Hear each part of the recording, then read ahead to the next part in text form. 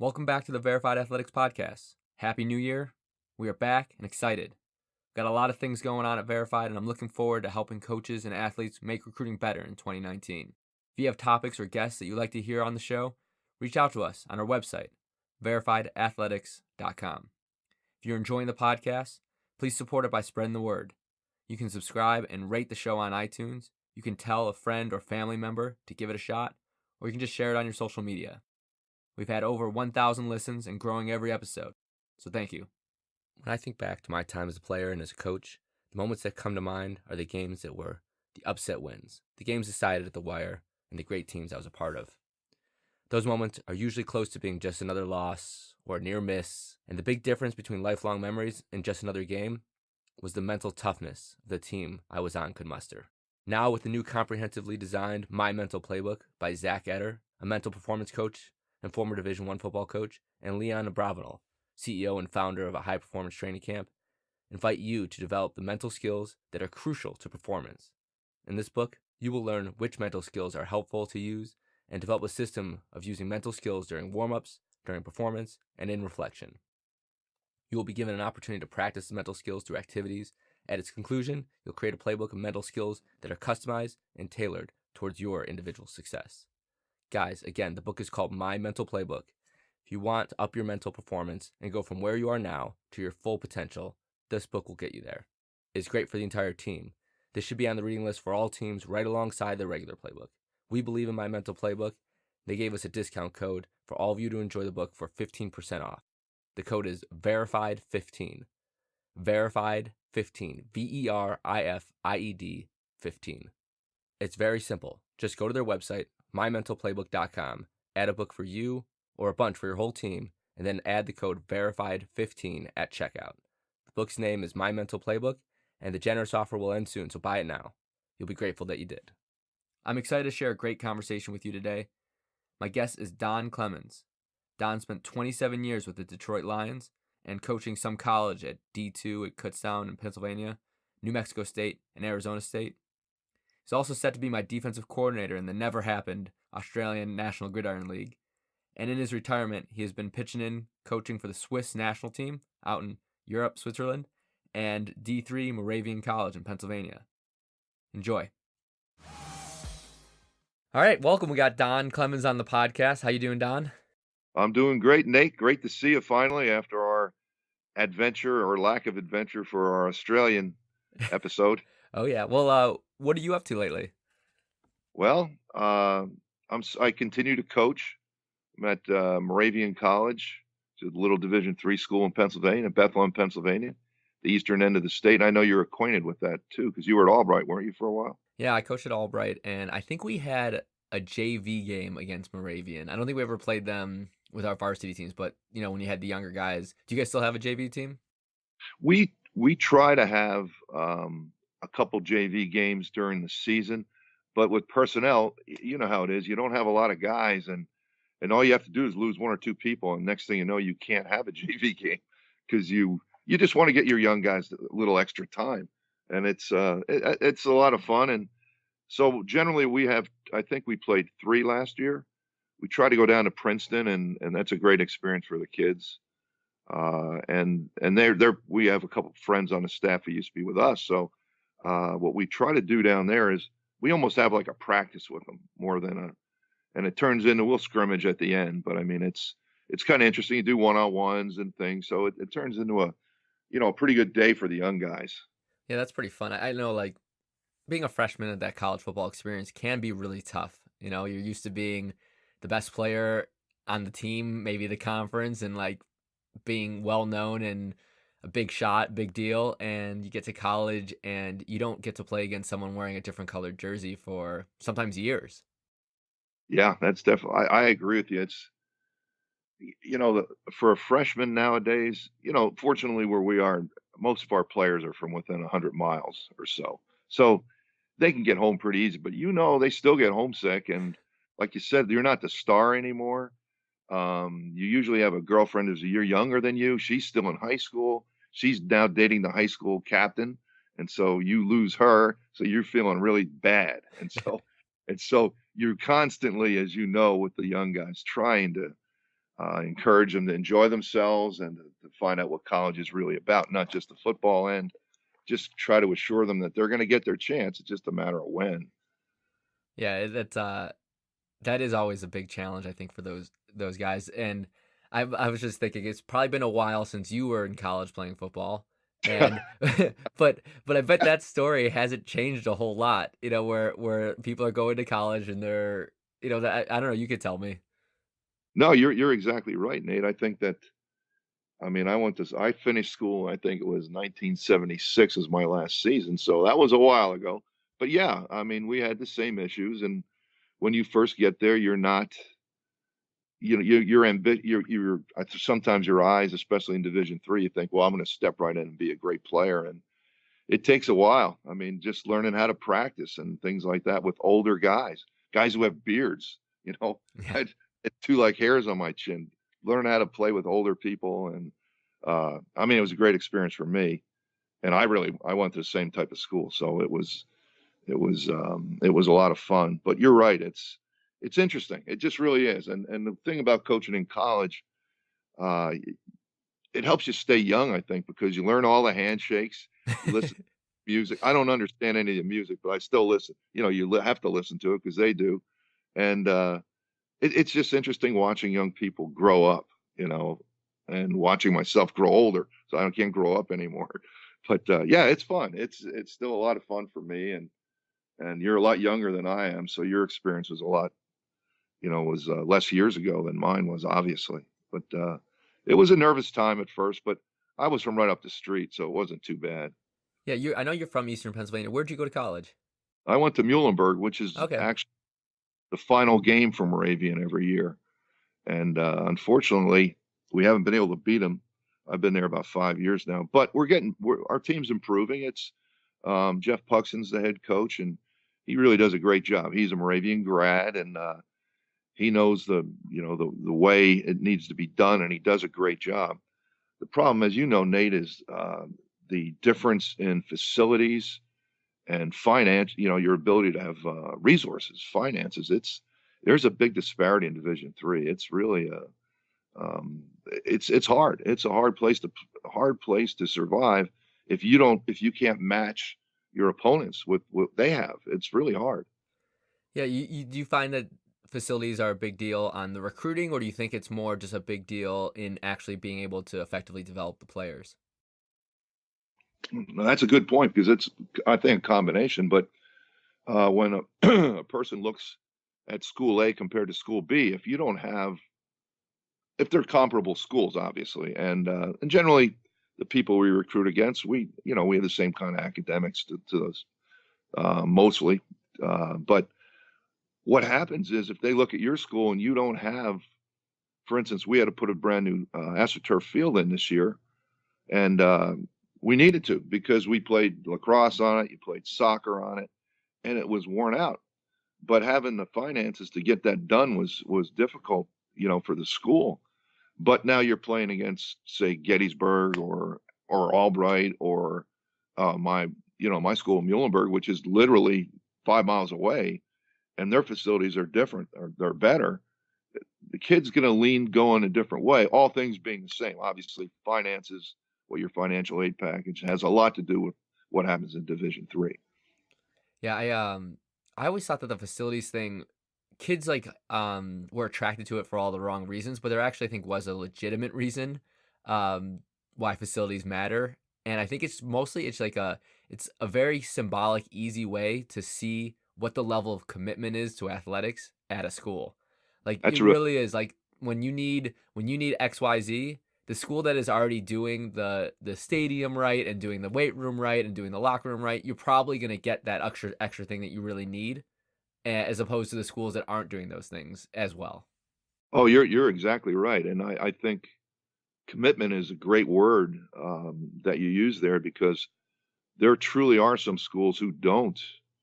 Um, I guess you would say they don't value the athletic part of their academic experience of a student, and I won't say they don't value it, but I don't think it's as important as other things, and therefore the resources, if they have them, may go in a different direction. But at Division III level, especially a school like Moravian, which is tuition driven, you need to get students. So you better have, and the football team's going to recruit 40 to 50 guys every year.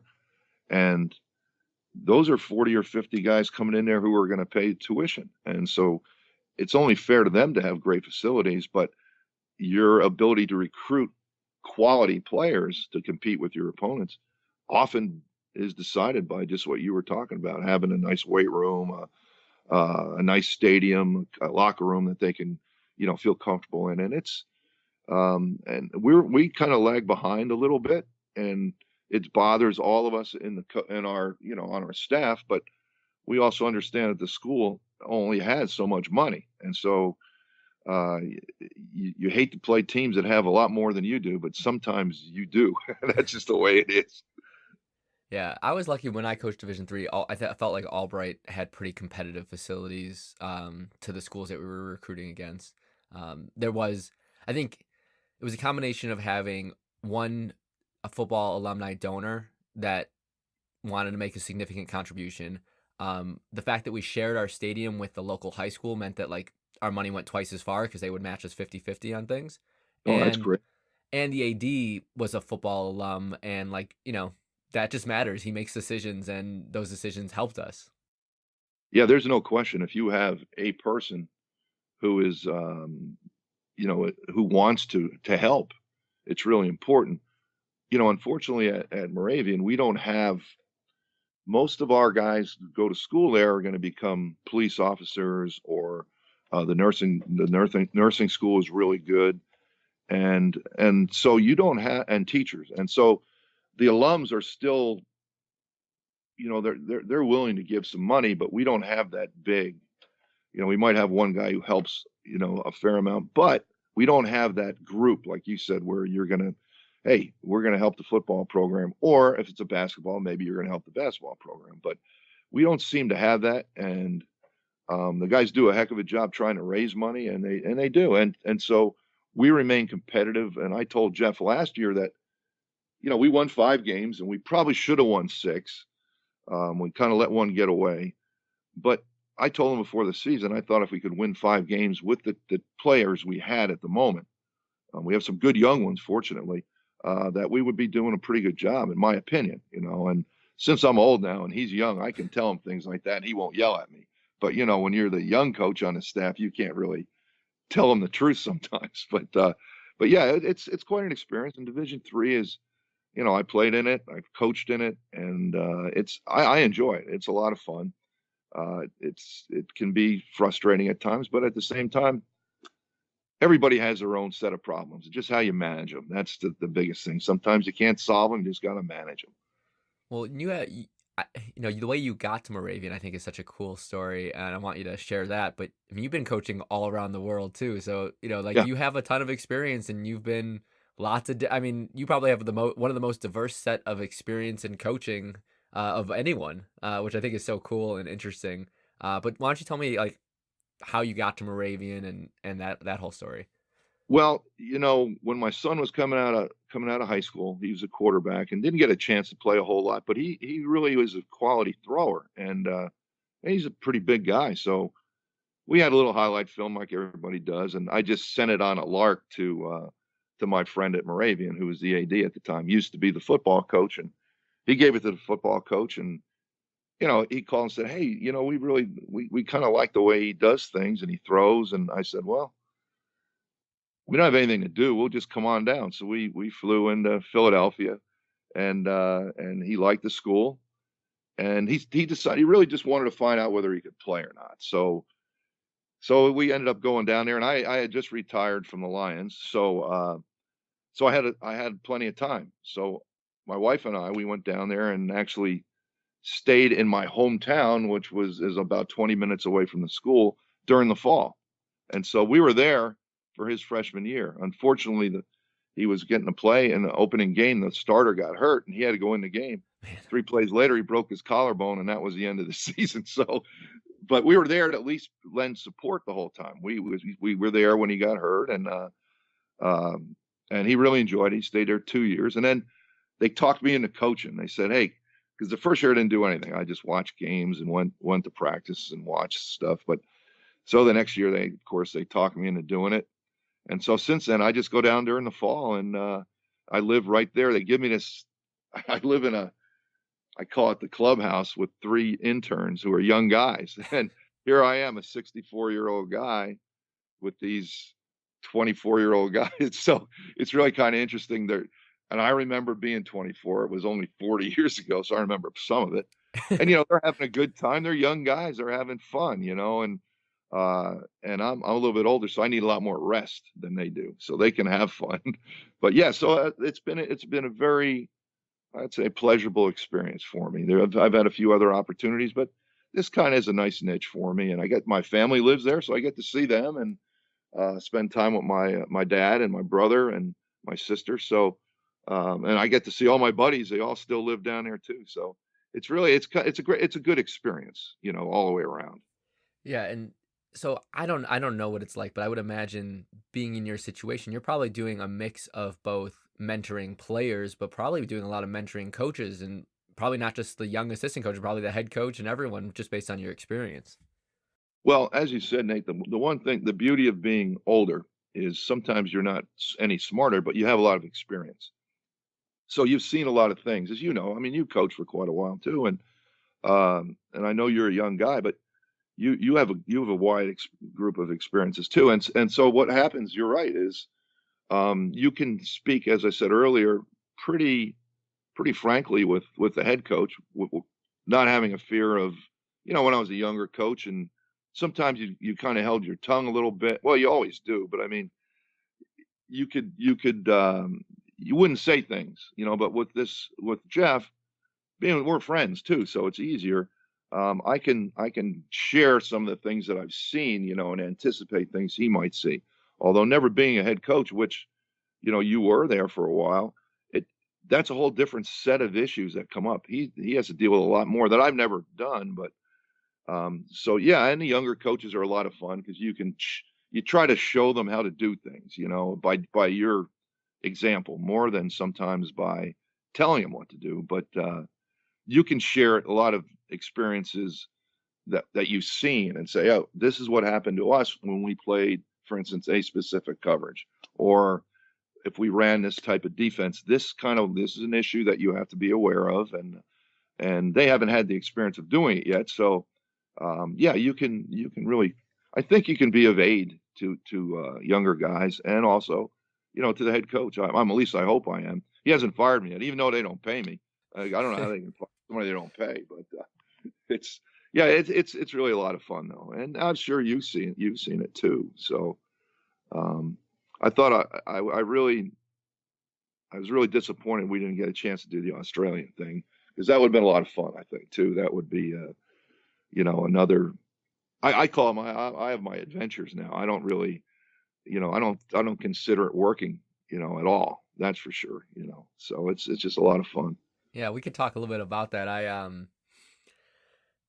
For the people that don't know, I spent most of my career as a college football coach, mostly at the Division I level, and decided to leave that to go traveling for a while. And then shortly thereafter, I got offered an opportunity to be the head coach of, they were starting something like a minor league to the NFL, not associated with the NFL, but in Australia, where we're going to bring over all American players and coaches and play like an 8-game season in Australia. We were going to be based out of Wollongong, which is about an hour south of Sydney. And things were going along. We built a whole team. I brought Don on to coach on the defense, and he was going to move out to Australia with us and have a blast. And 3 days before my final flight to go out there, I had been out there twice before to start like work on setting things up. And 3 days before that was supposed to happen, it was officially the walls came tumbling down and it was canceled. So it was a huge bummer for me and Don and everyone else, really. But I don't know, Don. What are your thoughts? Oh, I was, as we've talked before, the minute I saw that this opportunity was going to present itself, I was ecstatic, because I've always wanted to go to Australia and have an opportunity to coach football in a new league. Oh, it would have been a lot of fun. I did have, as I told you, as we were going through it, I did have some apprehensions because uh, bringing 30, and as you know, we were bringing 35 Americans over, had to get visas and all the other stuff. They had to get their passports all squared away, and not really having a home base. Everything was done. You were over there, you were traveling, doing things by phone was extremely difficult. But thanks to, as you know, Cassidy Kaminsky did a great job of keeping the personnel thing squared away for you. And I really, if they would have told me there were going to be 35 Australians and 15 Americans rather than the other way around, I would think that would have been a little bit easier. And I don't know why they didn't look at it that way. And of course, you dealt with the administrators of the league, so you know a little bit better about that. But I just was a little worried about that part of it. But we got it done. I mean, thanks to you're pushing and Cassidy, staying on the phone. I thought we did a heck of a job preparing, and it. I was really just disappointed. And the longer they kept pushing off, well, we're not going to start until this date. And like you said, all of a sudden they send you that thing. Well, we're not going to do it this year, but we might do it next year. And they kept that line in the water too. That for that whole next year, remember, they kept saying, well, we're getting ready to do it again. And you follow it on Facebook, and Marcin Solich, who was the main fellow that I saw, who was supposedly a backer, I guess mostly the finances were coming through him, and it just seemed like he disappeared as we got closer. So I was a little worried, but nonetheless, it was a great experience, having time with you and Cassidy. And Cassidy's, he now is with the Chiefs, the Kansas City Chiefs. So it worked out great for him. I was really happy for him, and obviously with your business ventures, it's worked out well for you as well. I'm sure your boss Liz is not going to let you start coaching again, so just be ready for that. I've never gotten out of it, so I can keep doing it if I want to. Yeah, I think it would be difficult to get back into the lifestyle of being a coach for now. But you never know. I still think it's a wonderful profession, and it's so enjoyable, and being able to make that difference in the lives of young people, it's an incredible experience, and I'm just trying to enjoy the things I like about it in a way that makes it fit a little bit better with having a wife and a kid, and still be great at that, and still have an impact in young people's lives and help them and their families. And this is working for me to be able to do that. So it's the best of both worlds. Yeah, I mean, you're certainly, being a parent is one of the harder things when you're coaching, and because it takes a lot of time. And if your partner, I mean, Liz needs help too. She can't do it all herself. And I have always felt a little guilty about raising our kid because my wife did it all. I wasn't very much influence on the whole thing. She would tell me when I needed to step in because I would start to correct something, and my wife said, "Don't worry about it. It's not important." So I just did what she said. So yeah, and it's hard. I mean, you were around other coaches who had children, and the time that you spend at work especially in college, it takes up a lot of your hours that you don't have to share with your family. So I think you're doing the right thing. Sounds like you're doing well with your company, as well as I know you have, that's your kind of your side, the thing you like to do, and then you have your job. So you got to do that as well, which I'm sure takes a lot of time. Yeah, So, well, I'm lucky I like that too. So it's just a lot of good things that I don't can't give anything up because they're all great. So it's a good place to be in. no, it is, and I'm glad you're doing it. It sounds like um, you're happy, and that's the biggest thing is obviously being happy, and that's kind of where I'm going, Nate. As you know, I coach there, but then had some opportunities to go to Europe, which has been a fantastic experience. And the weird thing is, the circle of your friends as you get older, obviously, more and more people. So everybody sort of touches everybody. They always talk about that. You're only one person away from knowing, or however they say it, but it is true. And um, after our experience with the Australian League had fallen off, a friend of mine had suggested, why don't you look into going to Europe? They play American football in Europe. And I said, yeah, I know about that, but I really don't.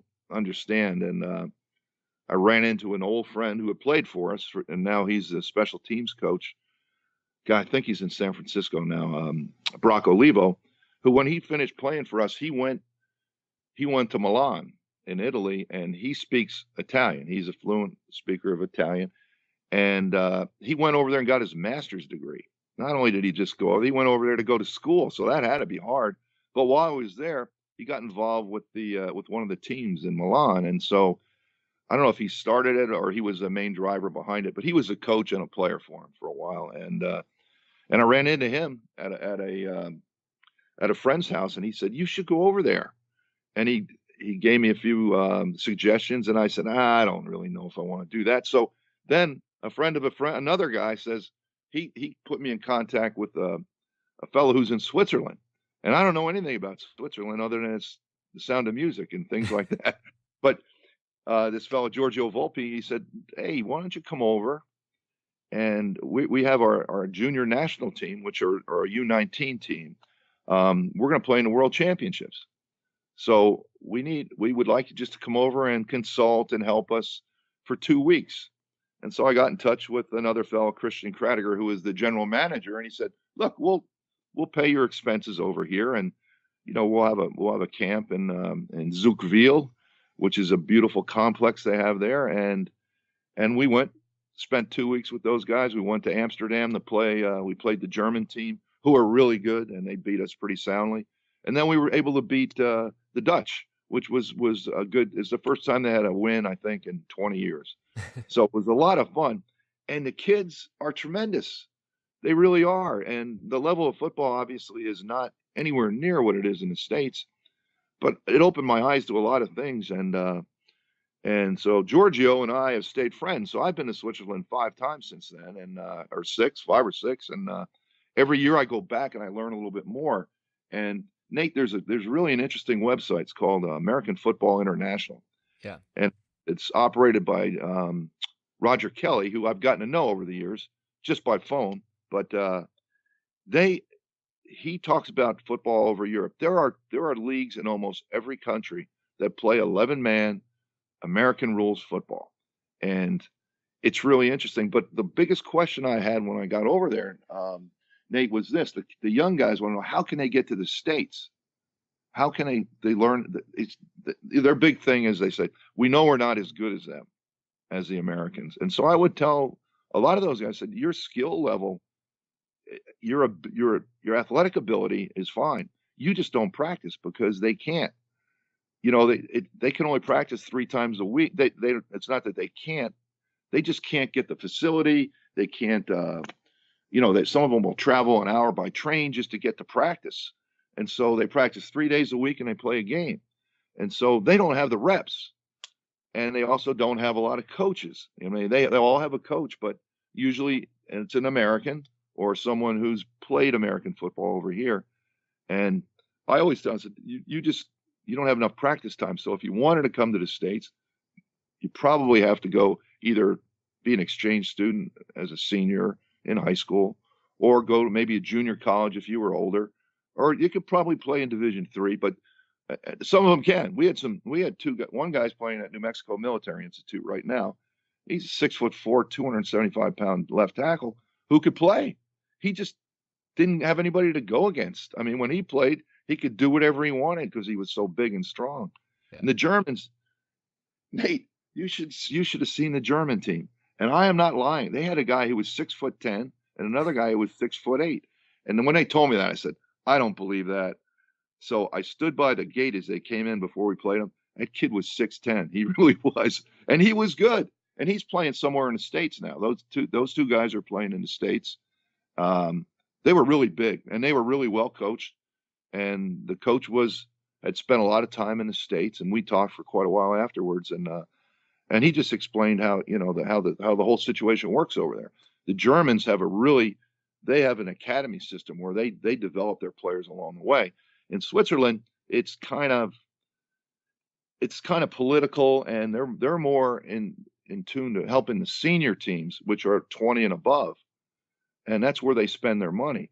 Well, I tried to tell them, if you want to develop your senior team to be a competitive team throughout Europe, you're going to need to play you're going to need to develop your younger players who are your U19s. They do it the other way. They develop their senior team, and thusly they don't have any quarterbacks, Um, and that's a very difficult thing if you don't have a because if you're going to play in the world championships, the players have to be from your country, obviously. So they have not done that yet, and that's what I try to encourage them to do. And like I said, the politics involved in it are difficult. I've been trying to help them now for I guess 3 years now, and every time I go, I learn better how to communicate with them as far as um, exchanging ideas rather than saying, this would be a good idea. You sort of say, wow, that's really good what you're doing there, and this to it, because you don't want to ever step on anybody's toes, especially But hey, I'm telling you, Nate, tremendous experience. Yeah, when I was graduating from college, I knew I wanted to get into football coaching. And one of my mentors at the time, Robert Tucker, he's currently the defensive coordinator at UC Davis. He had a history of when he graduated from college, he went and became a player coach over in Europe, in France, for a couple of years, 3 years. And like he would rave about it as like the best experience in his life. And I was really into traveling and football. And I was like, oh, that'll be perfect. I want to do that. And I was like, in my mind, I was like, there was no way I was going to get like a real coaching job anyways. I was like, well, I'll do this. And I sent my resume out to them and also to a bunch of D3 schools. And I ended up getting an opportunity to coach at Albright in the States. And so I thought that was like maybe the better path into getting into coaching, more as like a full-time gig. And although that might be true, I feel like I probably missed out on a really cool life experience. And that was like one of my selling points to a lot of the athletes and coaches when I was putting together the Australia team, was that what you were going to get more than anything out of this was an amazing life experience. No, I think you're exactly right, and Nate, you're going to have time to do it later. I mean, there's the way it works over there is, like you said, you can have a player coach, but generally the teams will hire an American coach. Okay. And the way it works is they give you 2 round trip tickets. They find a place for you to stay. It's usually, maybe a hotel room or in one of the houses of maybe one of the owners of the team. And then they give you 1 meal a day, they pay your insurance, and they give you transportation, so you get back and forth. And and really in Switzerland, especially, the train system is unbelievable. And I guess all through Europe it is, but in Switzerland, you talk about Swiss time. They are on time. It is unbelievable. I've never seen anything like it. But so you get a nice deal. So then, generally speaking, like the German league, I think you're allowed 3 American players or 3 non-national players on your senior team. So what they do then is obviously they usually come to the States and find a quarterback. They find somebody who's really fast, and then they find sometimes like a linebacker type player. And generally, you're only allowed one. You're allowed to have one or two on the field at a time. And they put a big letter on your helmet so they know that you're the non-national player. And and so when the coach coaches and the players you bring over, they help you coach too. So you'll have other assistant coaches, but it's the thing is it allows you a lot of time since you practice, as I said, at night, because all the seniors, they work. They don't pay those guys. So the players, the non-national players, get that little deal, as does the coach, and you're over there for 6 months, and you coach your team and play. But during the day, you have the whole day to yourself. You can hop on a train and be, for instance, I stayed in Lugano for quite a while, which is in the southern side of Switzerland, and you could be in Lucerne in 2 hours, and then you could be in another hour. You can be in Zurich. So, and Switzerland's a small country, so you can get around pretty fast. But generally speaking, you're going to have full days to do whatever you want to do. So, it's really an interesting opportunity for.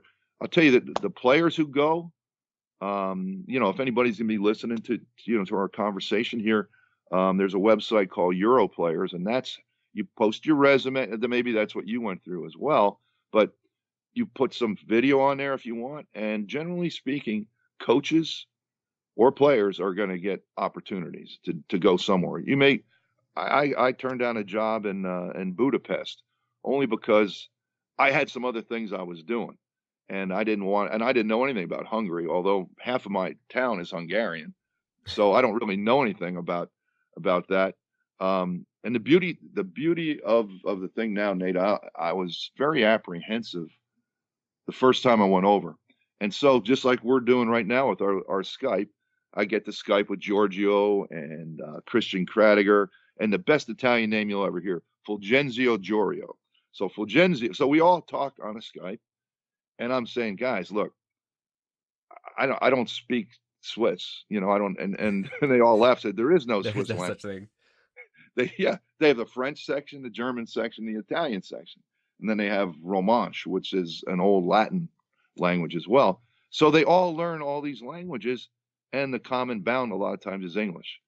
So they said you don't have to worry about that. And then I said, and I'm not going to drive because I'm not going to drive on the wrong side of the road. They just started laughing. I said the only place they drive on the other side of the road is in England. He said everybody else drives just like they do over here. Although they encouraged me never to drive in Italy because they are fast drivers over there. So it was, but that website, Europlayers, is really interesting. And I found when I've been over there, they have two types of coaches. They have really young guys who are full of vim and vigor and they're fired up. And they may not have a lot of experience, but they just got done playing. So they get everybody fired up. Or they get old guys like me who can't do very much, but we're old. We got experience, So there's those two kind of coaches over there. And so it's a whole different expatriate type situation over there. All the coaches, most of them, a lot of them will stay because it's just nice. It's just a lot of fun. Yeah, and you said it was like a 6-month stint. Is that how long you've been going over when you go over there? No, usually what I do is I go over and help them with in Switzerland with their national teams. Okay, so whenever they're going to have like a camp to select their guys, I try to get over there and just help them. So I'll be there for a couple of weeks. Like the last time I went, I worked two different camps. I worked a camp for the Nationals, and then I worked for Growth of the Game, which is another organization over there that's based in Brussels, in Belgium, and Travis Brody runs that. And what they do is they have camps all over Europe for American football, and he operates the company. And so I owed him a favor, so I said, look, I'm going to be over there anyway. I'll work your camp, and then I'll go up and do the national camp for Switzerland. So they had their camp in Lucerne, which is a beautiful city, and I'd been there before, and I was really excited. Plus, I know the guy who runs the Lucerne Lions, so it was a nice reunion, and the camps are great. The kids and they're not all kids. We had guys in their 30s who are at this camp because they play on the senior teams, and then we had a group of 11 women who play from the Calanda Broncos, who they play. There's a lot of women's football over there too. So I never coached women in a camp with men. We had 150 people, and 25 of them were women, and it was really interesting. It was a lot of fun, and very interesting in the sense that they really want to learn. It's really a very and I always tell people we're not trying to replace soccer, but some people don't want to play soccer. They want to do something different. And so these guys are really interested because they buy their own equipment. They travel to practice. They come after work to play. They're really into it, and they just want a little attention. If you can give them some help, and that's the fun part about it for me. And you can tell me if I'm on the right track. I always thought of it as it's kind of similar to what rugby is like in the United States, where it's like there's people that play it and like it's a thing, but it's more of a niche thing. And if you're not into it, you probably like don't even know that much about it even going on. And you'd be surprised to know that it's going on. But for the community that actually is interested and involved in it, they know everything. They're like willing to get on the train for an hour to go into practice, and they do it after their regular jobs. And it's just a smaller community within like a country, and it's great for the people that want to do it. And it's no tax on the people that aren't interested. It's no big deal. No, you're exactly right. The thing that keeps some of it going on over there is there is a lot of thought that there will be football in the Olympics at some point. Now, whether that'll be 7-on-7 type things or flag football or some sort of arena type deal, they're not really sure. But if that does occur, you're going to see more money given within each country towards their leagues. Like the Germans have their league, obviously, in Switzerland, it's the SAFV. And don't ask me to pronounce it. It's a long German word, which is the beginning. It means Swiss, but it's the Swiss American football Verdant is really kind of what it is. And and so they get some money from the government now, but not very much. But if it becomes an Olympic sport, you will see more money being distributed, and the game may expand even more. And the thing that's interesting, there's a lot of combines, and I know you're involved with that, and perhaps we should talk about this a little bit later. But there's a lot of combines, there's a lot of camps. People from the States will go over and run camps, like we actually did. Two friends of mine and I did it, and but a lot of it is they're trying to make money. Okay, everybody needs to make some money. I get it, but what has happened in Europe with all these things that have happened, they almost look at us like carpetbaggers to some degree. We'll show up, have a camp, disappear, and they'll never see us again. Whereas by me going back several times, I've developed a lot of friendships. And now when we suggest maybe to try to do things, there's a little more play. They're not just, oh, this guy's telling us he wants to do this, and then he disappears and never comes back. So there's a little bit of a trust factor. But there are combines every year. And what's happened is the University of Michigan sent coaches over there. There are coaches going to Europe now to watch these combines, not necessarily to try to find, the next John Elway. Probably some of our listeners don't even know who John Elway was, but he was a tremendous player. The next Aaron Rodgers, for instance, I guess. But there's a lot of skilled guys who can really run. And there's some that are on American bases, our military bases. So they're starting to see it. There are two players, I think, at Maryland who are from Scandinavia. I think Notre Dame has a guy who played for Austria. Stanford has a guy. So you're starting to see more of it. And the junior college, New Mexico Military Institute in Roswell, New Mexico, they have several Europeans on their team. And I've tried to get in touch with the coach, and I've failed so far, but I would like to know how he's getting them, because I could help him, and I'd like to become like a bridge to try to help guys get over here. It's, if they want to come, if I can help them, I will. I don't want to take any of their money, because there are people who will set things up for you, but it's going to cost you. But if we can just help them right now, I think it'll improve the entire game all worldwide and here in the States as well.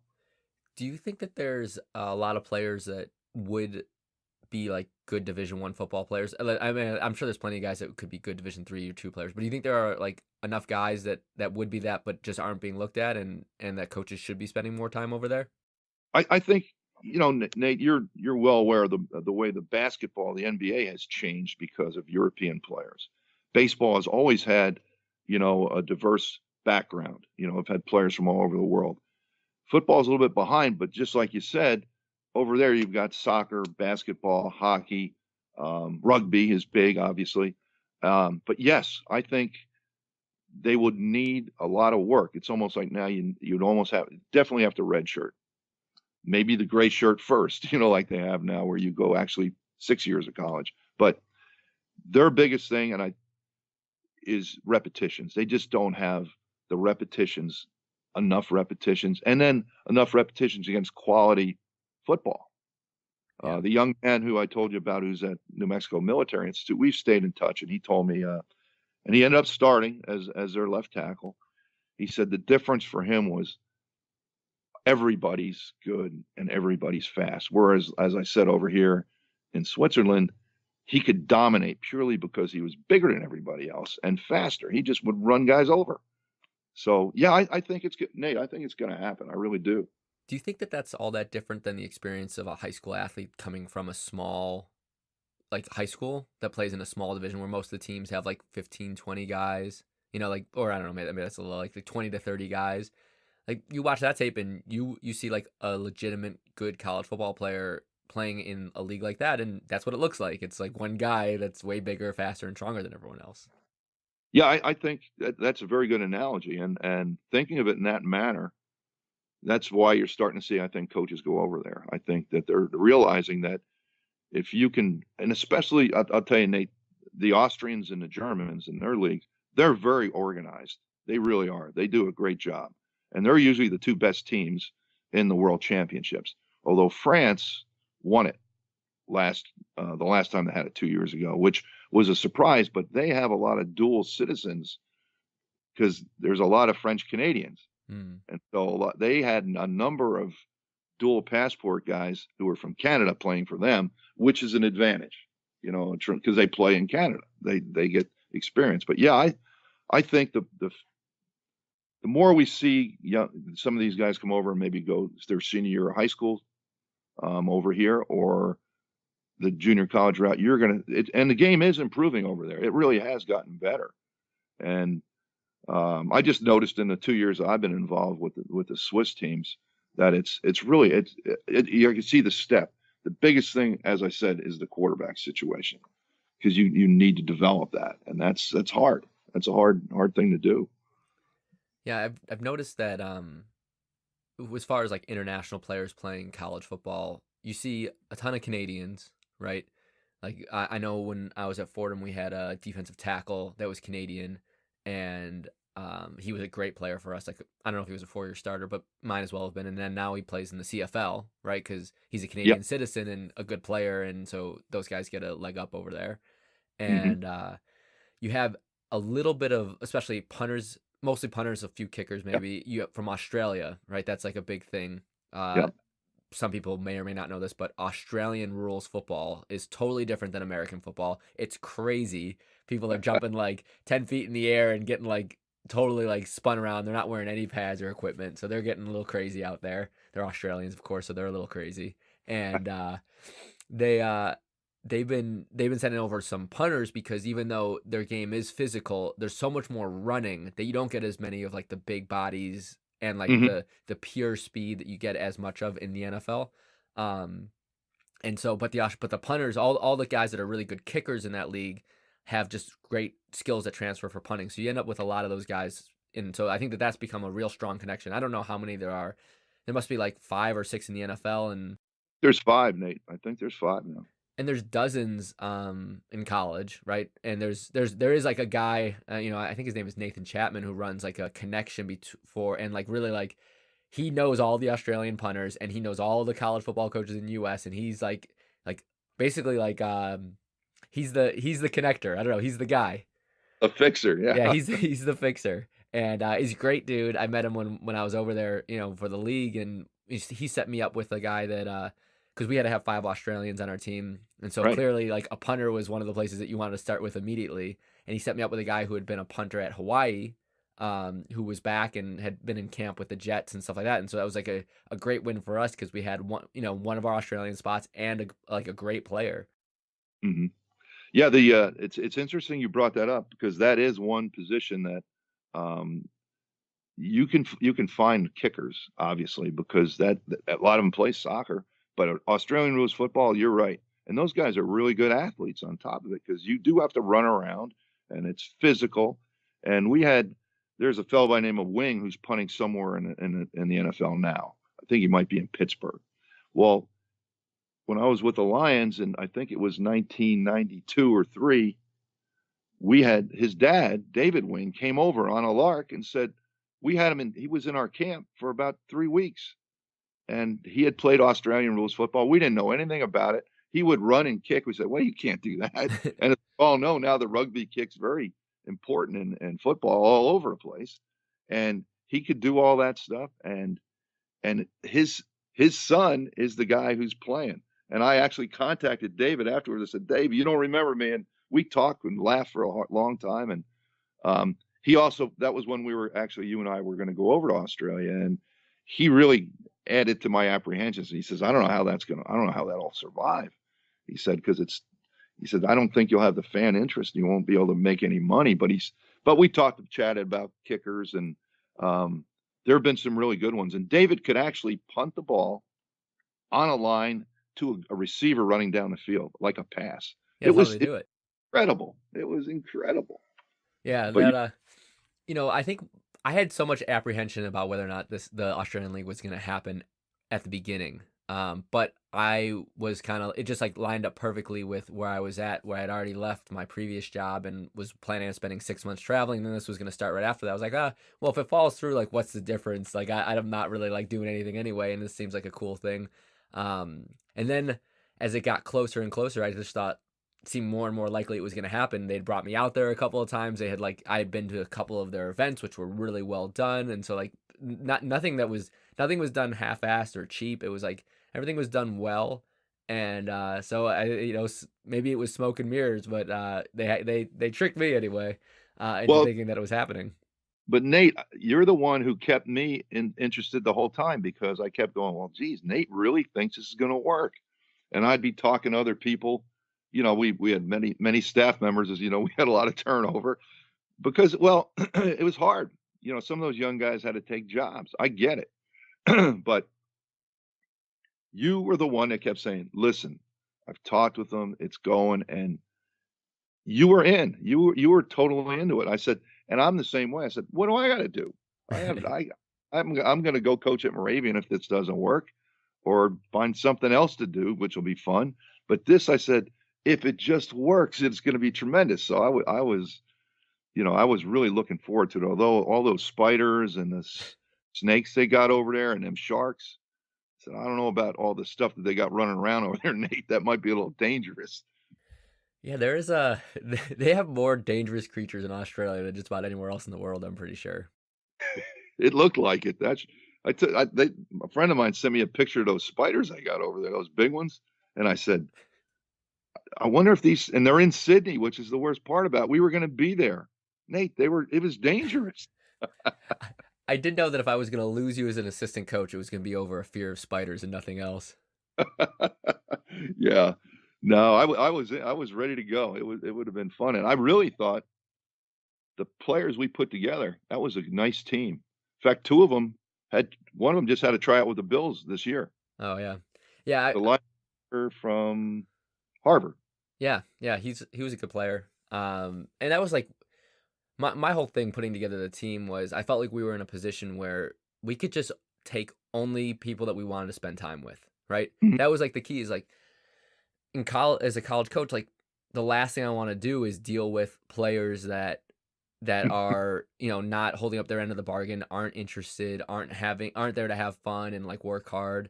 And this was our opportunity to build a team from scratch. And I was just going to not allow those kind of guys onto our island with our guys. No, that was you said that many times to us as we went through our personnel and who we were looking at. And you're right, because you've coached for a long time. I've coached. The thing you don't want to deal with is problems. If you don't have to, you have enough problems with football. And when you have to have situations, especially we're going to drag 35 guys from the United States and drop them into 8 different areas of Australia, there's going to be some cultural issues eventually. And, I could just see some, guy who plays Aussie rules football sitting in a bar talking to one of our guys going, hey, you Yanks got to wear gear. We come out and play it. Next thing you know, you got a fist fight going and you got to deal with that. So yeah, we didn't need any issues. There's no question about that, but it was exciting. It really was. And I still keep in contact with a couple of the players. And so it's been, it was a good study in how to do things too. I mean, Cassidy with the Chiefs, he learned a lot because he had to, because you were coaching him up on what you were looking for. And he and I would talk and say, I don't know what Nate doesn't see in this guy. I really think he's good. And there you are over there in Southeast Asia. We're here.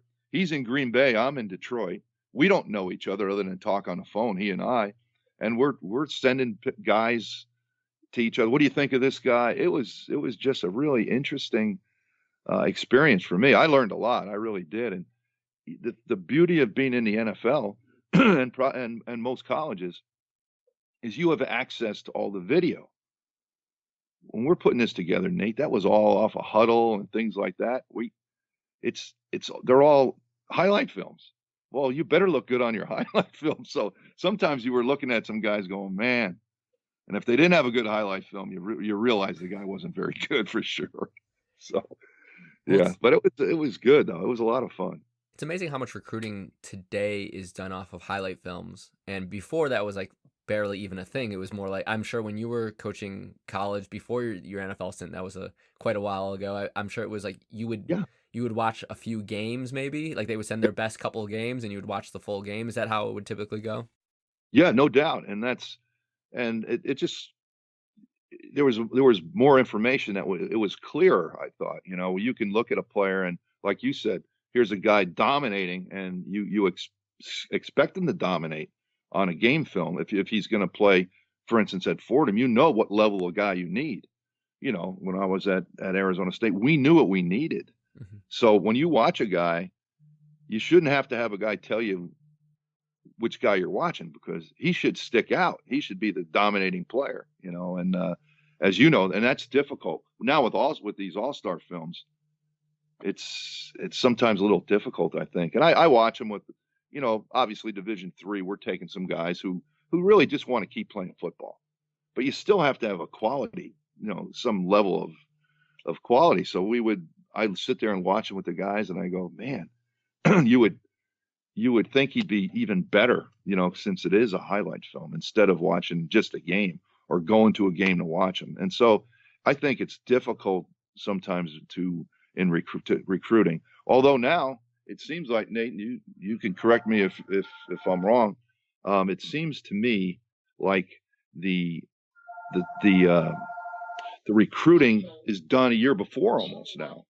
Like the bigger schools are going to take junior film and going to have them in their camps, and and it just seems to me like it's really interesting now that they already have their class done before the senior year of a lot of kids. It's Yeah, really almost entirely, I would say. Like Division 1, especially like the big FBS schools are going to yeah. be almost entirely done before senior year in college, like or senior year in high school. That's like that's the way. And I felt like as a FCS coach that was helpful for me because it just cleared up the picture for us. Yeah, good point. That's a good point. But it's a bummer sometimes for the guys that would miss time, miss say their junior year, they might miss some opportunities.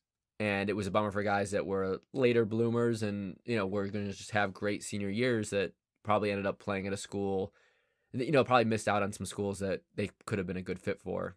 So, it goes both ways, but there's also some benefit to the larger, I think, group of athletes where they get to, start to hone in their decision making. They have more time where I feel like before is probably more set up where athletes were only thinking about Division 1 until True. like they had 10 seconds left. And then then they had to cram in like all of their actually like rest of their recruiting and probably weren't, have a big enough window to make a good decision on the schools that were really practical for them.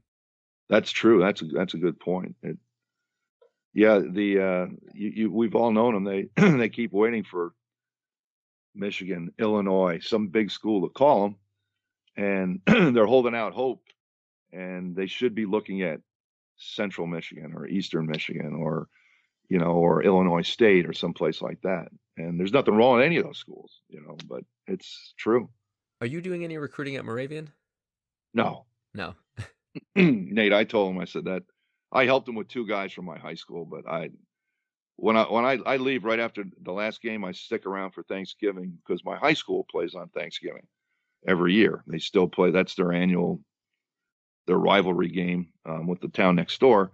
And so I'll stay the extra week, but I don't go on the road or do any of that stuff. They have enough help and they know what they're doing. And I don't think I'd be able to get my wife to let me stay down there an extra month. So that's not going to happen.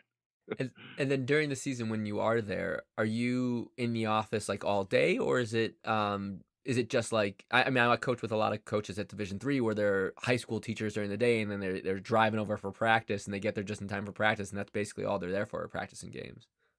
Well, my situation is unique since I'm really not working or anything. So they put me up. So I just wander over there at 6 o'clock in the morning, like the rest of there are two full-time coaches. Let's say one, two.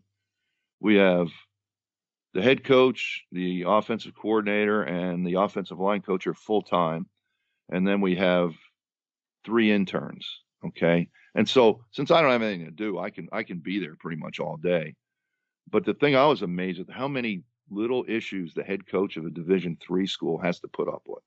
If something goes wrong, the president, he doesn't call the history professor, he calls the football coach if he's a football player. And I'm going like, this is hard. There'd be some days I would tell Jeff, the head coach, I said, Jeff, we haven't talked about football all day. We've been here all day, but you've been handling a discipline problem over here, had to go to the financial aid office over there. And I think it's throughout Division III how it is. And so it's very interesting. But no, I can be there all the time, and it just gives him another person to lean on a little bit. And so I tell him what my job is. I just draw cards. I draw the scout cards. I said that's my job, Jeff. I'll take care of that. But I'll usually work with some position on defense, whatever he needs. It's kind of like how it is in Division III. You're just trying to find enough coaches. We have the part-time guys, the interns, and so you might have a hole in your staff somewhere, and so I can just step in sometimes and be that plug for them. So it's been a really, really good time for me. Very interesting time. Yeah, when I was coaching D3, I think the way we had it set up was there were 4 full-time coaches, Oh, good. 4 interns, and 2 like truly part-time coaches, basically just practicing games, and like weekends they would come in and watch film kind of thing. Mhm. But that was, I thought, a great setup for a Division III school, and a lot of D3 schools don't have nearly that. So I thought the players were able to. I don't know if they got better coaching because I was an intern. I essentially had no idea what I was talking about. I think for the most part, I was learning myself, and that's why I brought up like the mentorship thing, because I felt like I really needed the full-time guys on the staff to mentor me and take me on and like actually teach me how to coach. Yeah, that's a really good point, Nate, because our interns are in that position. Fortunately, as you were just done playing, so you have that experience to lean on a little bit, and that's what I think our interns do a lot of is because they're going to coach a position, unlike being a grad assistant at a major school where you just really are learning, like you said, how to do things.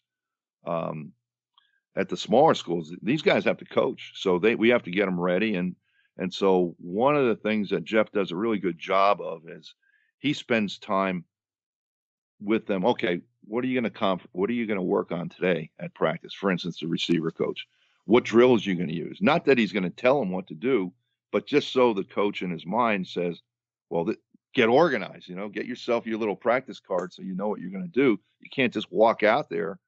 You have to be ready. And I think he does a good job of preparing them for being coaches. And several of our interns have moved on. We have one guy who's at Princeton. One guy was at Rutgers for a while. We have a connection with Villanova. So 2 or 3 guys have gone through that route and then moved on. We have one guy who's coaching. He's full-time now at Virginia Military, but he'd been at Wake Forest, as a GA. So it's good preparation for these young guys. And I really think in Division III, and probably I would imagine Division II is similar. A lot of these young guys get hands-on experience, which is really valuable, as you know. I mean, like you said, you got to learn on the run. You're learning how to coach. You're learning how to handle different situations. And I think it's really a good situation because a lot of times, as you know, when you're from a Division III school or a smaller school, you don't have the connections to get you into the big schools to even be a GA. You have to work your way through it. And so these guys have moved from being interns, then become grad assistants, and then hopefully to full-time jobs. And so Jeff does a fantastic job. We have another guy who's a little bit younger than me, Jim Newhart, who he runs an insurance agency. So he's a full-time coach. He's always there. He's there for the early. We have a meeting in the morning with the guys, and he'll hang around till 9, 10 o'clock and then go to work for a while and come back over after he's done. And we're lucky to have him because he's got a wealth of experience and he's really helpful for the young guys. But you're right. It's your job, I think, as a coach, especially in the smaller schools, is to help your younger guys not only move on, but help them improve as coaches. And there's a lot right now with YouTube and everything. There's a lot of information floating around out there where you can learn different drills and what to do, and it's enjoyable to watch them progress, as young men. So yeah, it's you're right. It's part of what I think you need to do. I think it's important to help your young guys. Yeah, to piggyback on what you were saying, I think that as a young coach, I became a much better coach much faster because I was at the Division 3 level. Because at least for me, getting thrown into the fire, like I want to be good at anything that I'm doing, and I think a lot of coaches probably have that mentality, and so you're like forced to get good at it quickly. It's almost like going into another country that no one speaks, if no one, not like Switzerland, where no one speaks English. You're gonna learn the language because you're gonna have to, and You're right. yeah, so like I needed that. I think that pushed me to become at least a decent coach, quicker than I would have otherwise at the Division 1 level, and also getting to work for, I think, such good coaches and such good developers and good people. I think that was like, if I'm advising someone who's getting into coaching, the only thing that I would say though, the real plus side to starting at that GA type position, and if you Mhm. can, is those connections. Like you Oh, really, if you want to coach Division 1 football, if you know Division 1 coaches or guys that are going to be Division 1 head coaches, and you can build good, strong relationships with them, that's how you make it. That's how you get there. And so getting yourself into a position where you can build those relationships is really important. So I feel like that step is like hard to skip if you have the opportunity.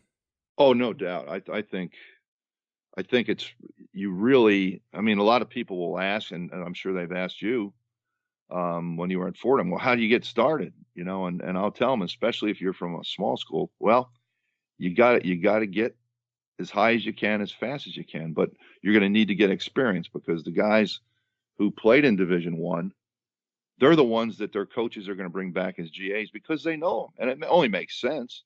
And so it's very difficult for to go that route. Plus, as you know, you get to a certain age and things happen to you in your life. You get married, you get a job. Well, now all of a sudden you can't suddenly become a GA when one opportunity arises because it's unfair. You're making money and you can't take that step back. So you really have to, like you said, and you lived it, so is you need to have almost a little bit of a break if you're coming out of a smaller school. And but you need, but that's the connections. When you get on a staff of 9 full-time coaches and that's all they do, and like you said, you're on a good staff, like what you were at Fordham. Look, your guy Joe, he's the head coach at Mississippi now, right? Is he, or Mississippi Mississippi State? State, yeah. So I mean, that's how you need it. Now the GAs that were on your staff there, they might have had a chance maybe to go with them, or he can at least guide them. Whereas, when you're sitting there at Moravian College, you don't have that connection to get to USC, UCLA, Penn State. You just don't have it. But yeah, I think it's if you get the chance, you got to do it if you want to stay. If you want to move up rapidly, I think. Yeah, and sometimes those things, they don't like come back for years. Like, you never know what it's gonna be. Like I know, like my experience when I was at Rutgers, I was like an assistant with the offense, and I hated it there. I am a very happy person. I have loved almost every second of my life, but my time at Rutgers was not like that. I didn't enjoy it. There were lots of reasons why. It was the hardest I've ever worked, that's for sure, and or at least the longest hours. I would definitely say I was working, I don't know, 120 hours a week. It was just crazy. There was no reason for it. It was just like so I think a really unhealthy culture there at the time. And when I had the opportunity to go to Fordham, I jumped at it because I both like wanted to escape Rutgers, and also it was just a good opportunity. But as a result, I ended up only staying at Rutgers for 1 year. And I think, like, looking back, even though it was the right move for me because of how unhappy I was, if it was like maybe a little bit closer to borderline and like whether or not I felt like I could stick it out, if I had just stuck it out for another year, I think the relationships I would have built with all the coaches there would have been a lot stronger. And if I was interested in continuing to pursue coaching as a career, I think that would have, come back to help me in lots of different ways. No, I agree. The hardest thing, Nate, is when you're in a position like that and they're working you into the ground, and that sometimes you're being taken advantage of, and the people around you aren't the kind of people you want to be with. It really can be rough. I was lucky my GA year. I was at New Mexico State, and We weren't very good. The head coach he was a bit of a taskmaster and not always good to us as GAs. But the fortunate thing there is we didn't have enough full-time coaches, so I got to coach the linebackers from the get-go, you know. But then when I ended up at Arizona State with Darryl Rogers, he passed away last year, tremendous guy. I was the youngest guy on the staff by 20 years. The next closest guy was 45, and I was 25. And so I had it made. It was fun. But I learned from those guys who were high-level coaches. We had a really good team. We were sixth in the country. We were good.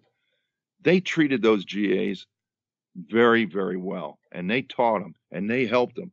And I swore to myself after my GA experience that I would never treat a GA poorly. I wouldn't ask them to do things that were dumb. I would, go get this for me, because I don't want to get up and go get some papers. Come on. They have enough. You guys remember how it was? You just have so much work. You don't have time to even help sometimes. You got to get your work done. And but yeah, so I learned at an early age that treating those guys is really important. And I think it's gotten a little bit better. Now there are obviously some places where it's not very much fun, but those connections are invaluable. Like you said, they really are. Yeah. I one of my memories, or like something I carry with me from that experience, is I remember leaving that experience thinking that, and this applies really not just to football, but any relationship where you have a boss and someone that works for that boss, is in most cases, a boss can't ask the employee to do something for him. Mm-hmm. Meaning, like, if a boss asks, it's not like a question that someone really like feels that comfortable saying no to. So if you're the boss, make sure you realize that even if you ask something, you're just telling someone to do something. It's true. And True. so, like, if you're not willing to just tell someone to do something, then don't ask them to do it. Right. If you're their boss, that's what I mean. No, I agree. That's a really good point. I never quite thought of it that way. But you're right. When the head coach comes down and says, "Hey, I need this," guess what? Can you do it for me? Yeah, I'll get right on it. Yeah. You're exactly right. It's an interesting profession. It really is. And the thing too, Nate, I'll just bring this up, and I don't want to, this thing with bullying, I think, is really kind of interesting because, in coaching, you're doing a lot. Sometimes you're doing a lot of yelling. And I've always been the kind of coach, I don't like to yell at my players, not mine, but the players that I'm working with. And we all know coaches who do a lot of times all they do is scream. And sometimes I listen to them and I'm going, what are you telling them? You're just screaming at them. You're not really teaching them anything. And I wonder now with the emphasis on what's going on with bullying, which is really a real, situation, I think, in our country, well, everywhere. I wonder if you're going to see coaches reprimanded for just yelling at players. It's going to be I don't know if it can ever happen, but I mean, it's interesting to watch. Yeah, I think in general there's less tolerance for what I would probably describe as being a tough coach. I think you know what I mean when I say that. I think there's less tolerance for that. I think there's just less appetite, like you said, like in American culture and maybe like culture beyond America, for the value in being tough, right? I think like there's probably like a history where that was like sought after as probably a virtue, where now it's less so. I think like, people are meant to be more in touch with how other people feel and how other people respond, and more open about their own feelings. And I think that it is permutated or penetrating football slower than the rest of society, I would say, but I think it still penetrates football, and it gets in there. And like, I mean, you're seeing it with Maryland now with DJ Durkin. Yeah. And I don't know if you've been following, but Yeah. I mean, that is like having a player die. I mean, it's like obviously terrible. Oh yeah. And I think like my opinion would be that like, I'm guessing that he as a head coach is probably doing things that are really tough, that are probably not that different than a lot of coaches around the country. And an athlete dies, and it's bringing attention to this thing that I think really needs to be addressed and thought about. I know for me as a coach, like I was never that type. I was never a yeller, and I mean, even got to the point where other coaches would pull pranks on me to see if they could get me to yell at the players. Like they would like intentionally tell the defensive coordinator would intentionally tell all the players to not do the drill that I was coaching correctly. on purpose to see how long it would take me of them like blatantly not listening to my instructions before I would start to yell. And they were able to get me, so they were able to get me to yell after like repeatedly not doing the exact opposite of what they were supposed to do. But yeah, never been my style, and I just think like it never was the way I wanted to be, and I never felt like it was the way that players really responded to.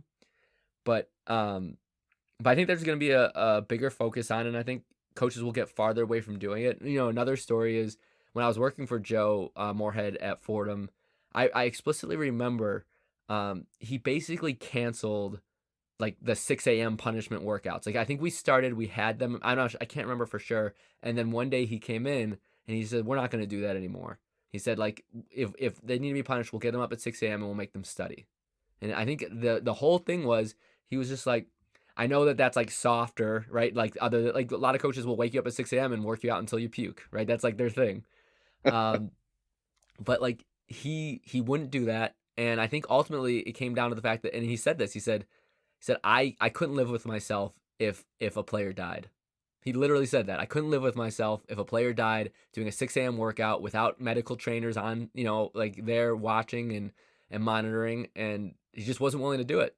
And I think that was a sign to me that like times were changing.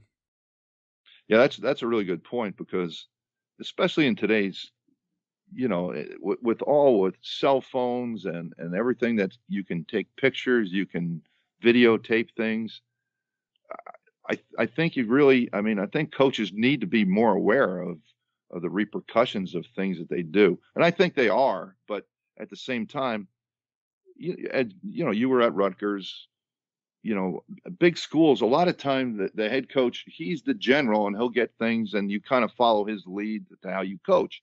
But I think there's more awareness now of, like you said, there's potential danger if you don't treat somebody the right way. So your strength coach has got to be on point with you, your trainers, everybody kind of has to understand, just like your friend Joe Moorhead said, look, this is the way I am and this is the way we're going to be. And I think you're going to see a little bit more of that now. The unfortunate situation there at Maryland but we've heard it before. We've heard where they're running guys up bleachers and a guy falls and gets sick, and and the head coach isn't there. I mean, because he's doing what he has to do. He's counting on the people around him to do the right thing too. And so I think you're right. We're more aware of things, and we have to be, because anytime you're dealing in athletics and you're making somebody work hard and stress their body, there's potential for injury and for illness. So you got to be real careful, I think. So you're right there. That's a good point. I always heard great things about Coach Moorhead, but you've told me that before, and I was really excited to see how well he did at Penn State, number one, and obviously a lot of that success was due directly to him, I think, and now I was surprised to see him go south, though. That one kind of threw me for a little bit of a loop, but I'm sure he's going to do a fantastic job. I think anyone that knows him was very surprised that he went down south. He's a Pennsylvania, like he's a Western Pennsylvania Yinzer. He just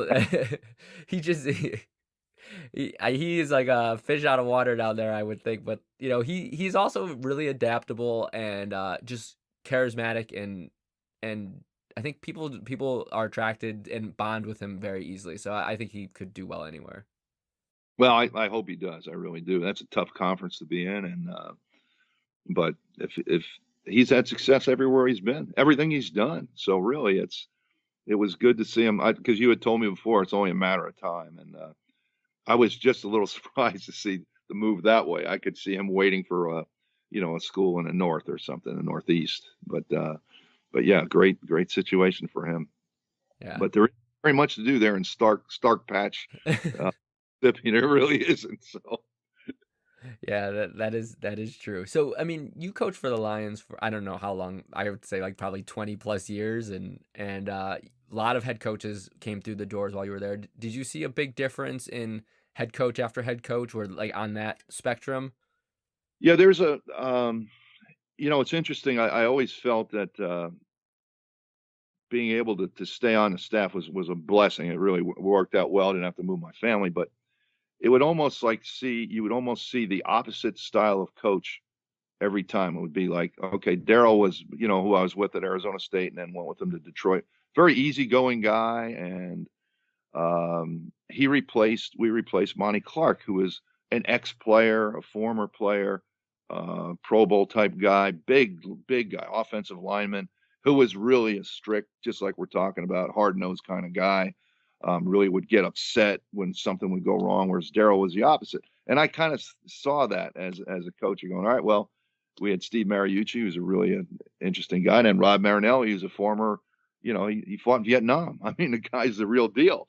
And so it really is kind of interesting watching how administration, how your ownership decides how to pick a coach. But yeah, they're all over the board. I learned a lot from all of them. The beauty of what I've been able to do is I always tell the people the NFL is like a giant library. You have everything you could possibly want. You have every video of every team, of every game, the whole season, for seasons on end. So you can study anything you want. And you got the best players, Yeah. and they can do what you ask them. We've all had players that you say, we're going to play this coverage, and here's where you go, and you look at it and go, that guy can't do that. Whereas they can do it. Now, unfortunately, the other team has the same kind of guys or better. So the NFL is really a very interesting business to be in. It really is. It's fun. It's a lot of fun, though.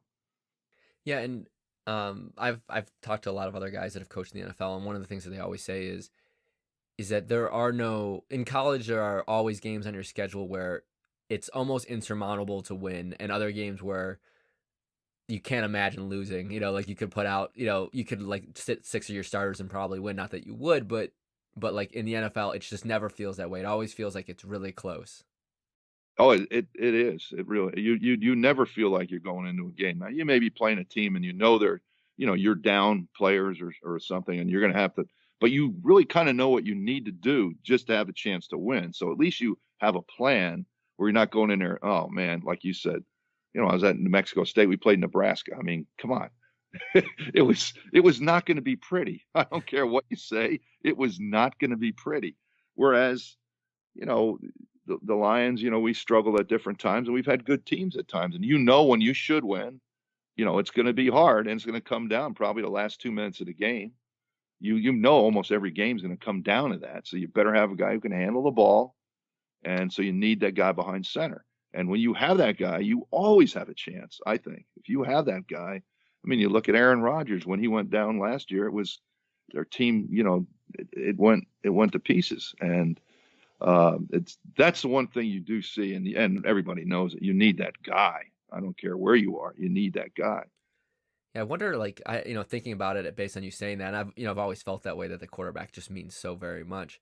I feel like teams probably should recruit more quarterbacks, like, and just like take more rolls of the dice. I mean, that's at the end of the day, like, you try to investigate and figure out who you think is going to be good, but as well as I do, I'm sure that coaches get it wrong all the time, and the players that you think are going to be great, might not be, and the ones that you think are just going to be okay end up being some of your best. And to just give yourself a couple more rolls of the dice at the quarterback position just seems worthwhile.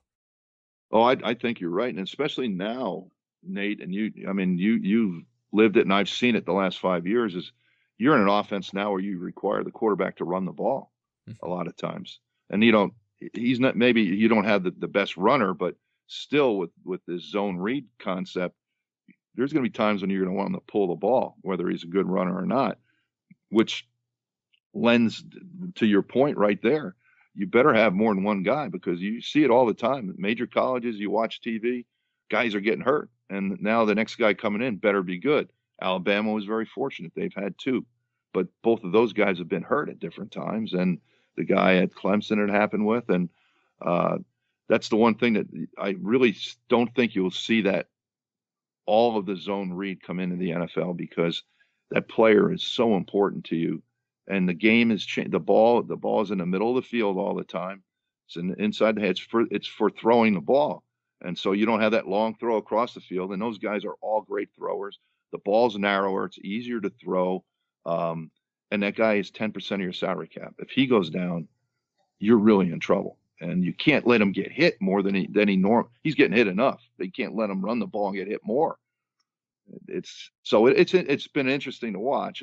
And as you know, in college, they say, well, it's not our job to develop quarterbacks for the NFL. And I agree 100% with that. Their job is to win, just like it is anywhere else. But somewhere along the line, the NFL is going to have to get involved with some sort of a minor league operation. Maybe this Alliance League will be part of it, where you develop more quarterbacks. Because, as you know, I don't care where you're coaching, your time is limited. You only have so much time.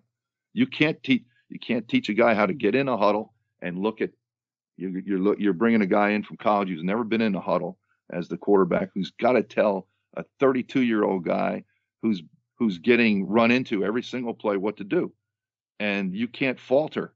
And that's a little bit of a skill. So it's going to be interesting to see where football goes, to be honest with you.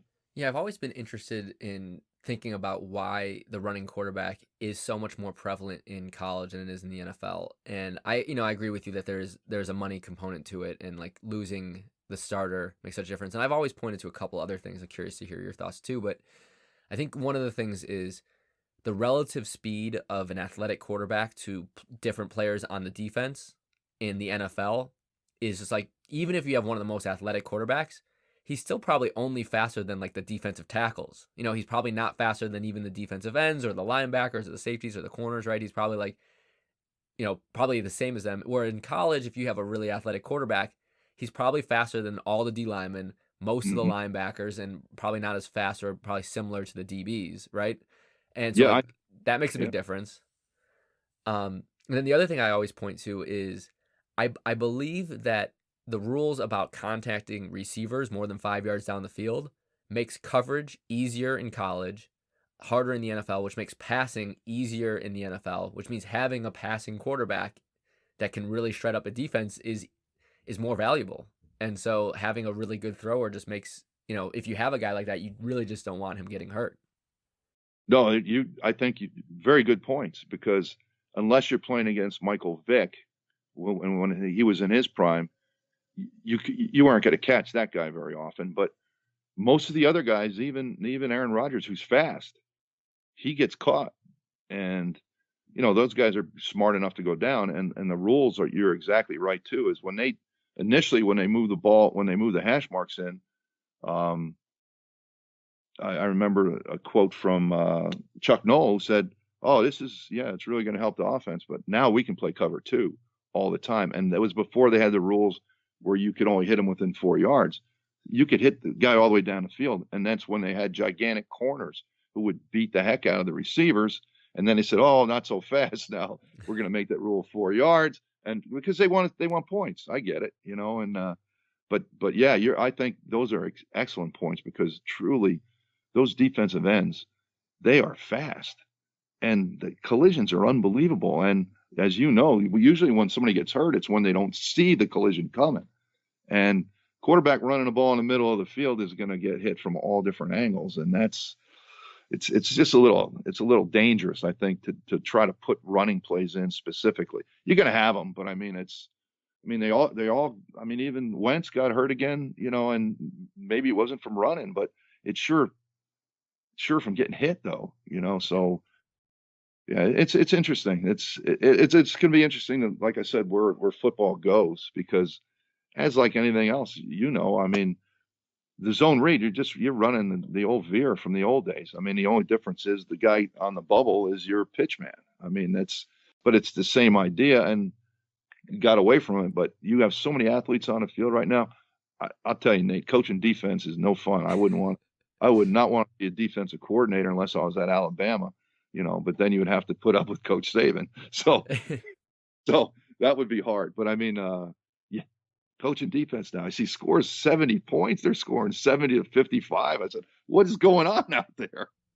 Yeah, I don't know what the answer is for these defenses, but I've always thought it would be worth the fun, at least, of making the answer be to just be more aggressive than the offense and be a little crazy and less predictable, and realize that there's probably going to be some downsides to that. But the less the offense knows who's going to be where and when, I think that you give yourself a chance. Oh yeah, you're right. You have to be somewhat aggressive or completely passive. I mean, either way, you're going to drop 8 guys or you're going to rush extra guys. And I mean, it's interesting to watch teams try to play again.